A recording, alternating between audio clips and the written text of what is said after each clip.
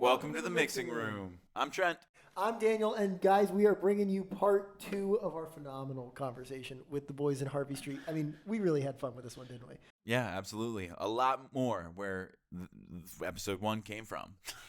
Yeah, well, I mean, look, we were guys. I know we talked about this a little bit in the episode, and we have been rotating around this table. We had some of the guys in the band sitting out on the couch for a little bit while they were waiting to get on.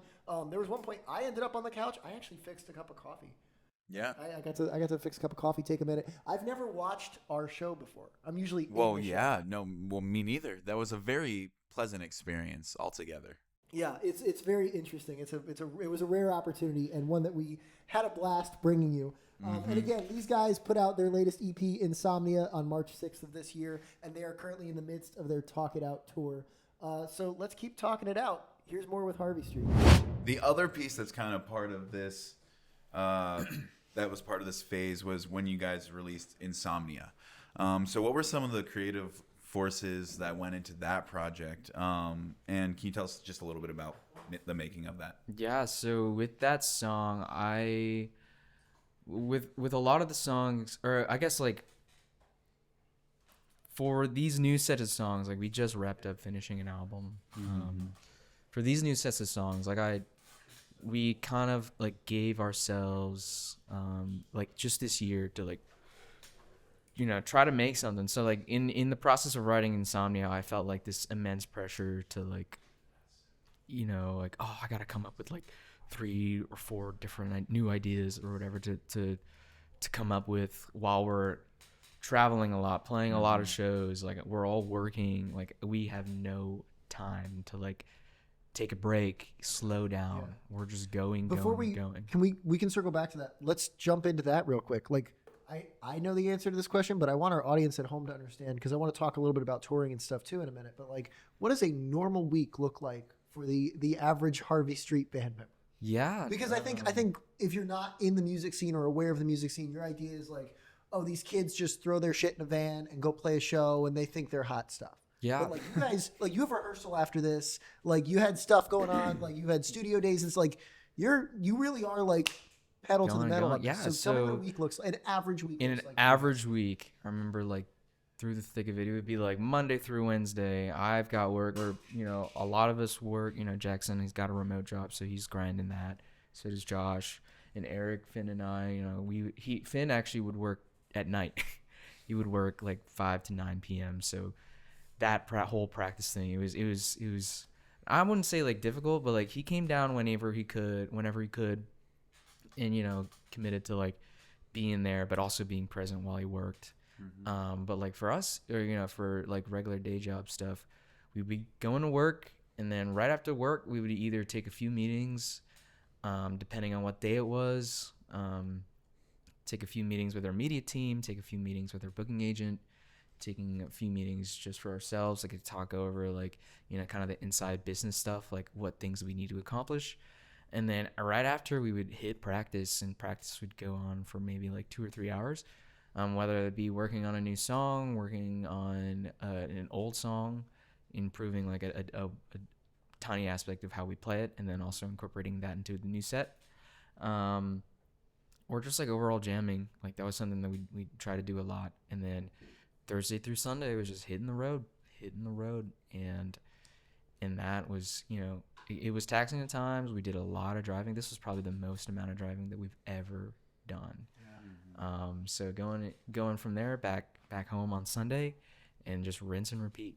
And in the midst of that, you're working on new music. Yeah, like finding the time to do that was probably really difficult. Yeah. And then also, like you said, improving the old stuff. And if I may, real quick, we've talked about this before, obviously off camera, but like a lot of the stuff that you didn't actually record on, Jackson, I hear that and I'm like, that's a Jackson Reed riff. And you're like, I didn't actually write that. Yeah.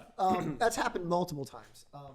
I know I'm Your Line. That wasn't you on the recording, right? It was. No, that was everything new is me. What was the one? There was another one before that. There was something that was you. Wasn't you, but it had the I'm Coming Home riff in it. Oh, Free Myself. Yeah. And that was kind of at the transition point with where Josh and I were getting introduced to the band. Yeah.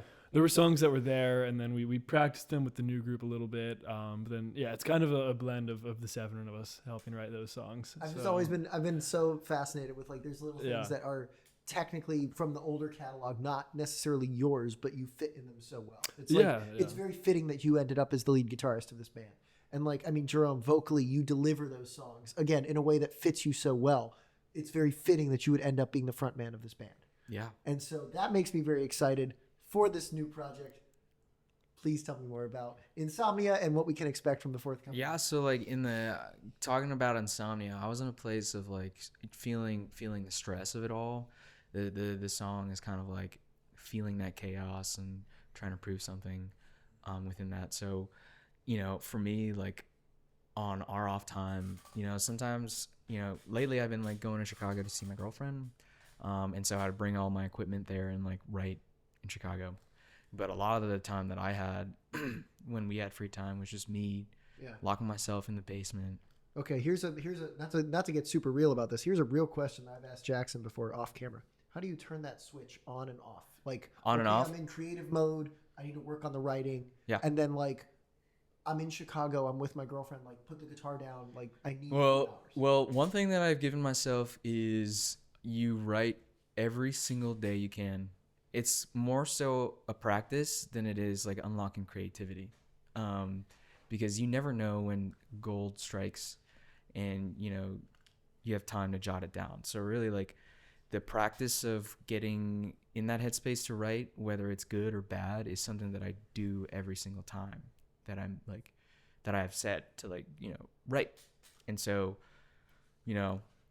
writing Insomnia was one of those moments. It was like me in the basement just coming up with some tunes and whatever, and then it all just kind of came about. Like I finished a set of lyrics and then I showed it to the guys. But truthfully, like when it comes down to writing, it's like if you don't practice the act of writing, or like the act of like just sitting down with either a pen, paper, or just your guitar, or in your phone, capturing that, then like the more times you do that, then it'll get easier and easier to like tap into that creativity. So that was something that I took upon myself to really do and try to make work for us, because we were under this like quote unquote time pressure to like get an album done, write new music, all that.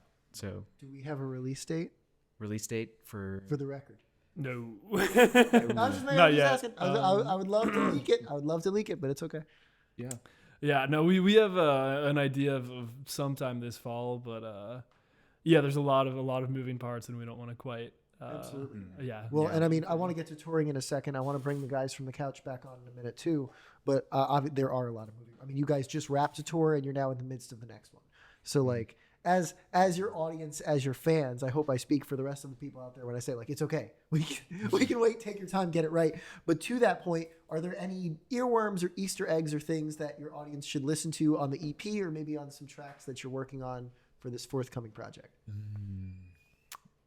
I'm super excited for we're gonna have one that's a little acoustic interlude. It's super different from anything that we've written, but it's sort of it's I kind of wrote it as the love letter to my girlfriend, but she's the best, and I think it's one of my favorites because it's so broken down and raw, and I think that one's super special, and it's gonna catch some people off guard because it's not what you typically expect from a Harvey Street song. What would you think of influence-wise? Because like you said, acoustic, and I thought like Hotel California intro, but I don't know if I'm thinking in the right ballpark. Like, no, there's no drums. There's just two guitars, some keys, bass, intro. Not the.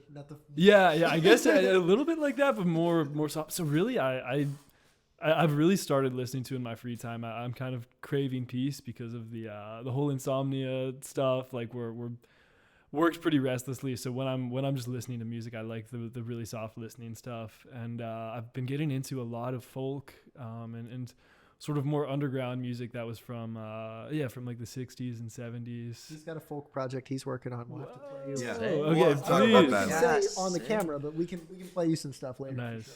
Nice, dude. Yeah. Whatever you want to say or don't say, take the time. Go ahead. We'll hold on to most of it for now, but I am working on a folk project with other friends of the podcast. Beautiful. That will probably also release either late summer or fall. So Nice, dude. Nice. We'll have to have you on. Yeah, we'll have to have.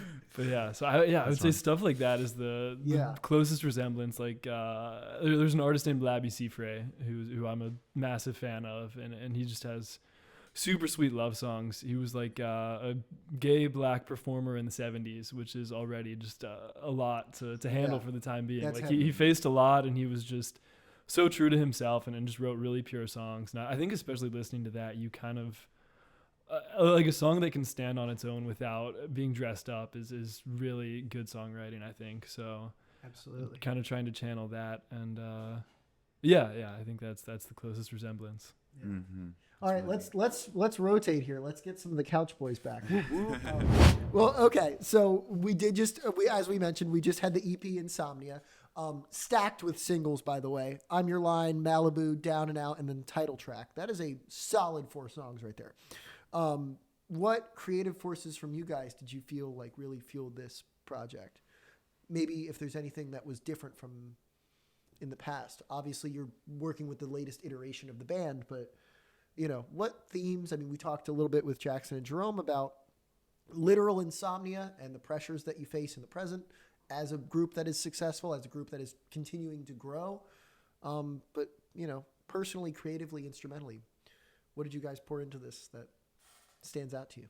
I have a lot more room on these songs to do stuff that I've never done before, just because like our old setup, all the songs were like very, very full and thick. So a lot of the times I was just doing like percussive key stuff, kind of like sitting in the mix with everybody else. Whereas in this new stuff, the keys are adding more. They're because I'm able to do stuff that the rest of the guys aren't doing. And then also we have a producer now that's like really good at pushing us and really good at pushing me to like add more layers and have more ideas. So I think that's been a big change, is like having a producer that knows what to add and is able to communicate it and advocate for stuff like that. That's added a lot to these new 4 tracks for sure. Shout out Lex. So as far as the songwriting process goes, the only thing that I'm, contributing substantially towards is the bass line, naturally as the bassist. But I do want to say that I think my natural chemistry with Josh, being the drummer, I feel like the parts we write just mesh together so crazy well. And all the fills that he gets to, that he comes up with, it'll just take me a few minutes and then I'll write something that kind of, coordinates with that fill pretty well. And, that really comes together in the studio, I think. We track the bass and the drums first. And so much of what we get to do when we're just listening to that bare bones, that beat and that bass line, is so much of it comes together in that moment. For sure. I mean, it's evident on these tracks. Yeah, I think we're big in general on, variety, like having a lot of like a song for everybody and then everything sounding different. And we're definitely like trying to make sure we're not having our shit sound like anything else that's ever been made. I think we're really intentional about that too. But at the same time, I think this studio, and we'll, probably move on for the next project, but I think there's really good continuity sonically across the songs, despite them all being really different and being unique sonically as well. You can still kind of tell that there's like, okay, these belong together. That's kind of what I love about this EP is, yes, it's cohesive, but at the same time, like, my personal favorite is I'm Your Line. Malibu's a great song. I don't love it. Don't come after me. Don't come after me. Don't come after me. What kind of podcast is this? Jerome is fucking howling over there. What I'm getting at is you find a lot of space sonically to do something for everybody. Not everybody has to fall in love with everything. I think everybody objectively has to say, like, these are good songs. But then every person has a song on here that they're going to be like, I really like this one. and here's why. I really like this one, and here's why. Yeah.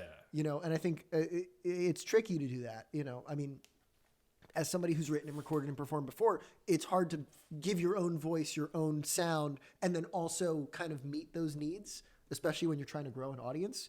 I think it's something you guys have done incredibly well here. Dude.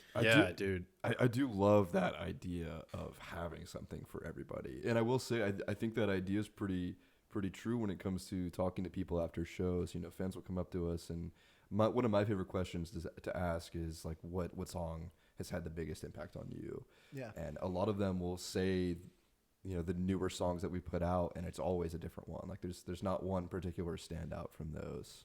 So I think it's pretty exciting and is very telling about the direction of our songwriting in general, where we're able to keep this cohesive idea with these different songs, but they're different enough that, you know, there is something there for everyone. I think we did a better job teasing, like, okay, this is going to go somewhere else. Like, if you see the final form of Harvey Street, you go to a live show, like, you can tell with the newer stuff that we're teasing that there's more to it there. Yeah.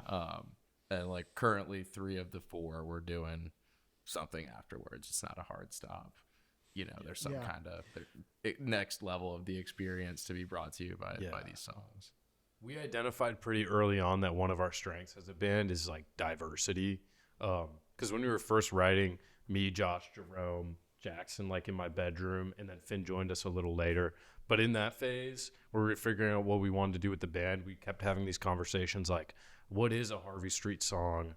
We're coming in with all these ideas, but they're so different. Like, where's the cohesion? And we struggled with it. But then we realized, like, oh, this is our thing, is kind of like, just whatever comes to us is going to be different than the last. And also, let me say, like, for the record, we wrote so many songs in that phase, and then when we had Finn too, and like basically didn't use any of them, and with the exception of "I'm Your Line," everything was written in Nashville, and then really most of it came together within the span of like January. Like, we just like broke through in January, most of which is like not out, which is cool. But like even some of those earlier ones, that was like the first kind of like figuring out our sound, and we were really starting to find it when we were in Nashville and putting the hours in. Well, decades and then, like, decades from now, when you're hugely successful, I'm going to beg you for a box set and be like, release the fall 25 vaults. Dude, we might Or get the around to recording a lot of them, because like we're realizing like there's ones that are ass. Like, there's totally ass clap demos. Everyone has them, but like there's some that like hold up. Like there's ass clap demos. Yeah, put that in the Instagram bio right there. Any ass clap demo was written by Jerome, rest assured.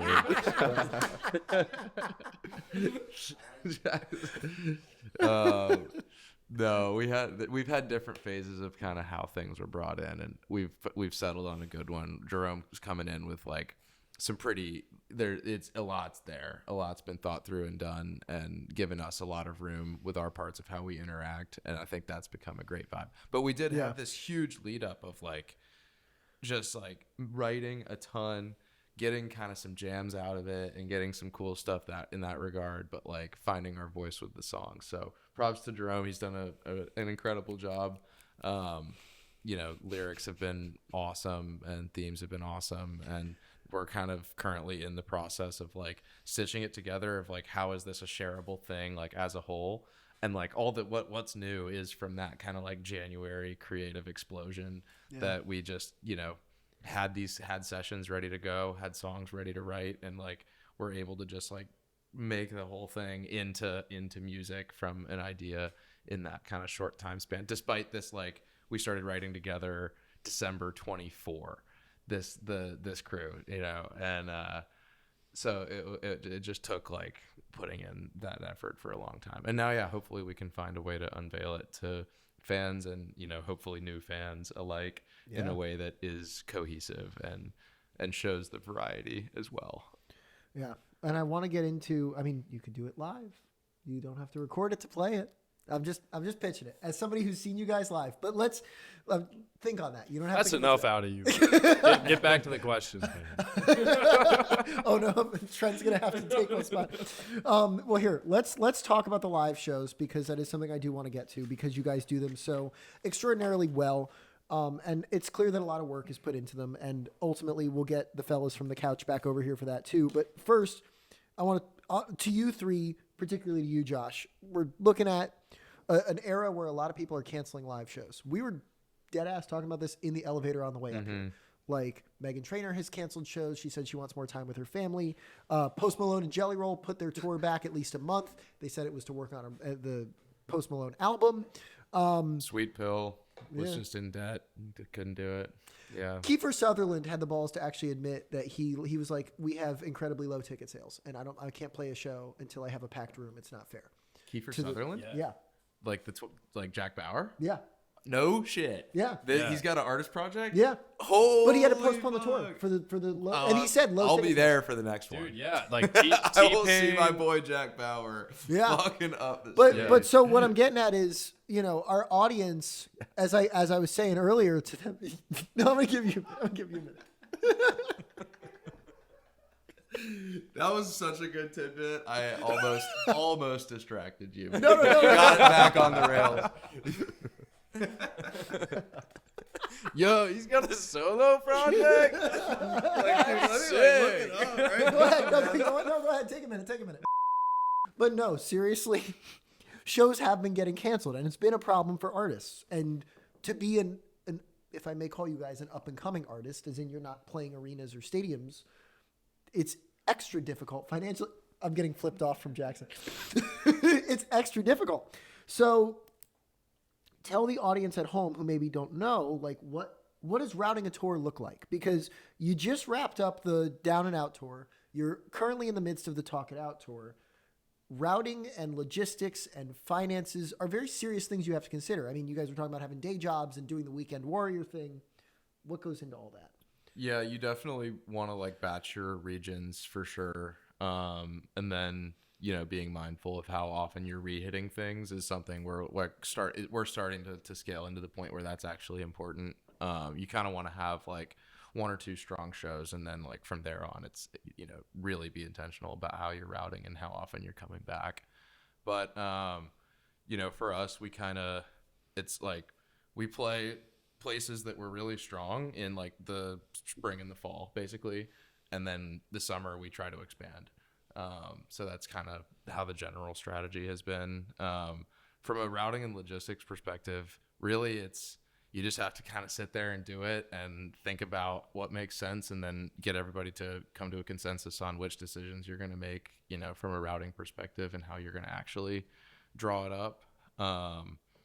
But yeah, it's just something that you need to... You were boring Eric. He yawned. Yeah. It is boring. I mean, no doubt. It is important at the same time. And you should be working ahead as much as you can. And I think we're starting to learn, artists live in the future, like at all times. And so, we're doing stuff now so we can hopefully have our album out in the fall. You know what I mean? Yeah. And it's just kind of the way that works, unfortunately. And it's all teamwork and collaboration, really. And so like the most informed teams are going to be the best. And if you can like get everybody to sit down and just talk through how we're going to do this and provide the framework for which decisions to be made, things can sail smoothly. And we've like just started to see that.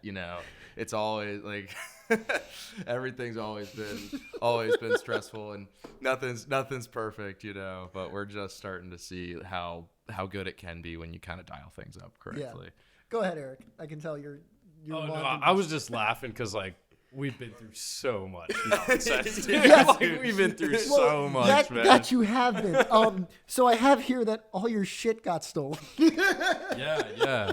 It did, dude. Maybe a It week did. or two after I saw you guys in 2024.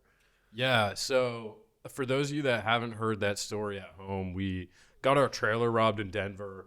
They stole the whole trailer, just took it off our car, put it on theirs, and then skated out of there. And so we lost all of our equipment. I lost my luggage, so like my whole wardrobe and stuff. It's which okay. The sucked. Ocho gave you a sweatshirt. You're chill. Yeah, this is actually Josh's sweatshirt, and I reached in the pocket and found some granola too, which is pretty funny. Some I've been loose granola. yeah, I've been stashing snacks. yeah, he's like a little Don't go squirrel. hungry, yeah. But yeah, we had everything stolen right at the tail end of our tour, and the crazy part about that was that we put up a GoFundMe on the way home, just as a way to offset the losses and all that, and pretty much by the time we got home, we had gotten so many donations that we could afford to buy everything back and start from there again. But for a second, we didn't know if we could keep being a band just because it was such a big loss. But the community showed out. Like, everybody was donating. Old high school teachers, people that taught you lessons when you were a kid. It was a really beautiful thing. So in a weird way, we're kind of happy that it happened because we got to look around us with a clear head and see everybody that supports us and come at it with a renewed purpose. Yeah. Truly, like 5s and 10s too. Like nobody swooped in and took the whole thing to donate. Like it was a group Truly a effort. community Yeah, effort. it was crazy. That's got to be inspiring. I mean, Finn, if you can speak to that. Well, you weren't in the band yet. I was not in the band yet. I'll shut the but fuck I up mean, then. I was around it. I'll shut the fuck up.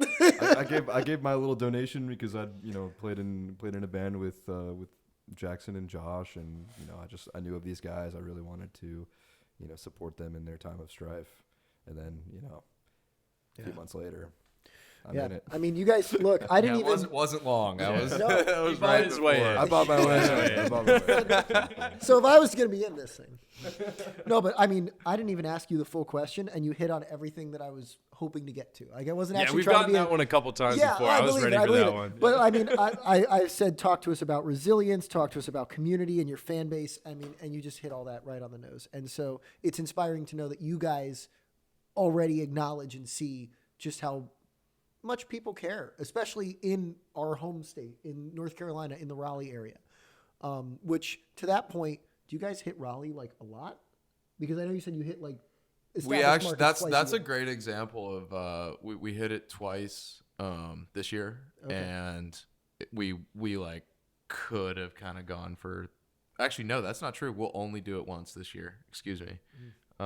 Did it we already did it happen? in or is yep. it? We Okay. did it in April, and we played there September of 25. Headline there September 25. So it was our third headline in, and Yeah. that's kind of like where it becomes a thing where you shouldn't come back right away, truthfully. Right. And one of our like medium-ish term goals is we'd love to start our own festival. So that's part of the strategy there is like, how do you set that up with a, if we could do fall 27, okay, how, yeah. how cool would that be? And it's kind of a missing middle in Raleigh.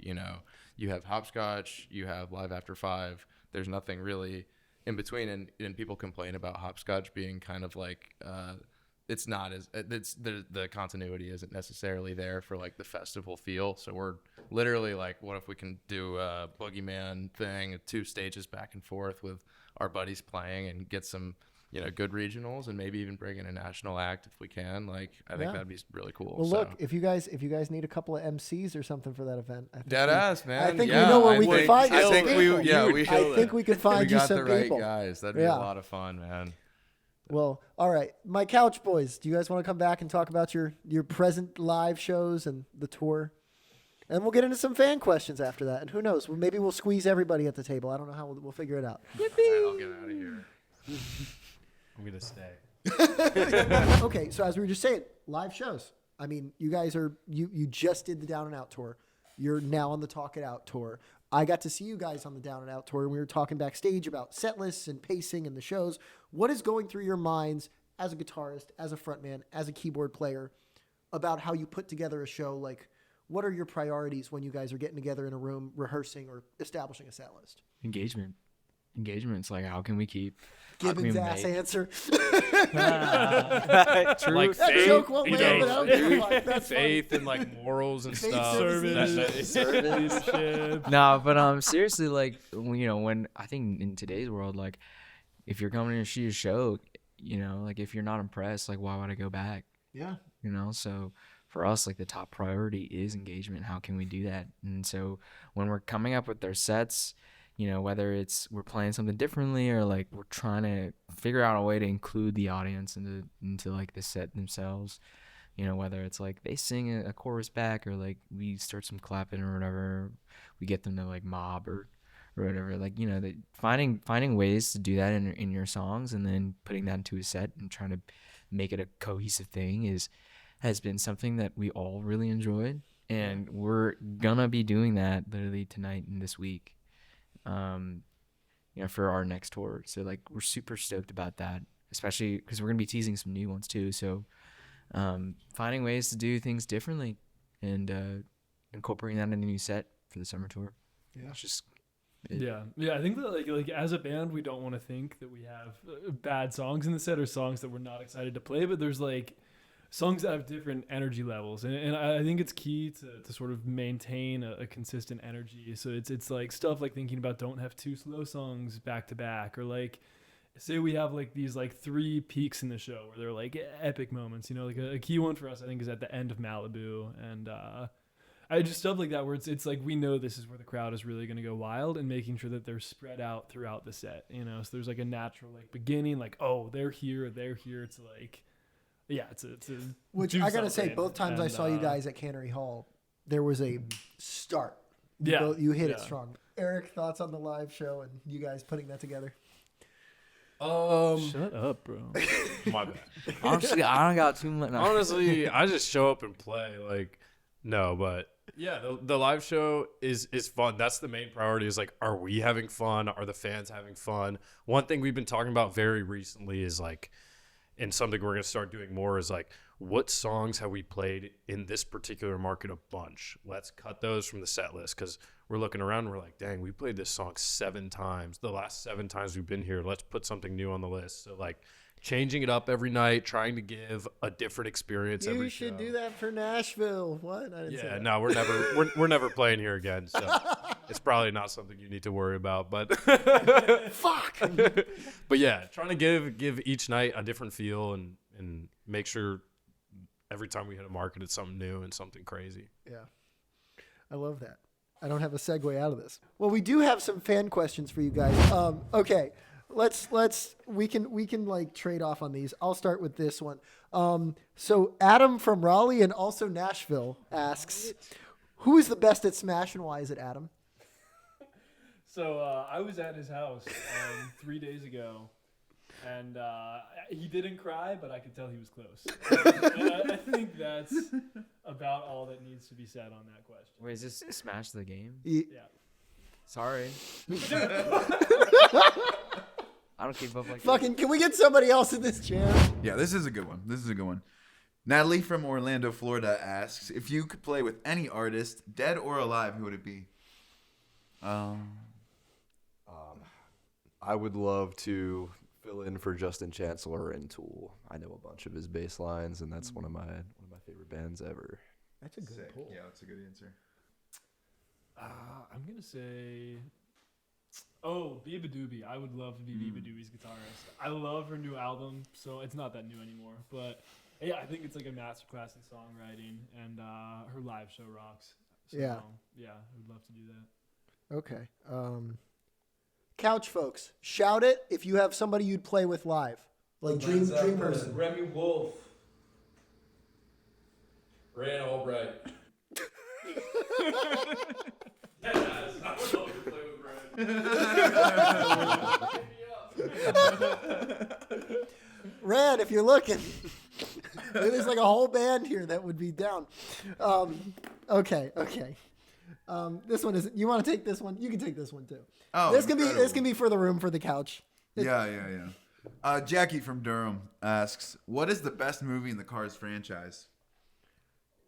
Gotta go the original. That's surely not 2. That's a guarantee. I could make the case for 3.